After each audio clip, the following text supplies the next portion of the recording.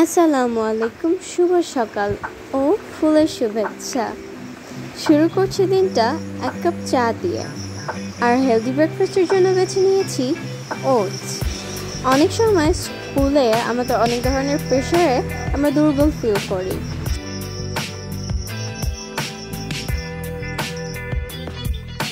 এবং সকালবেলা ওয়েদারটা ভালো থাকায় আমি পড়তে বসে যাই এবং পড়াশোনা শেষ করে আমি স্কুলের উদ্দেশ্যে বের হয়ে যাই।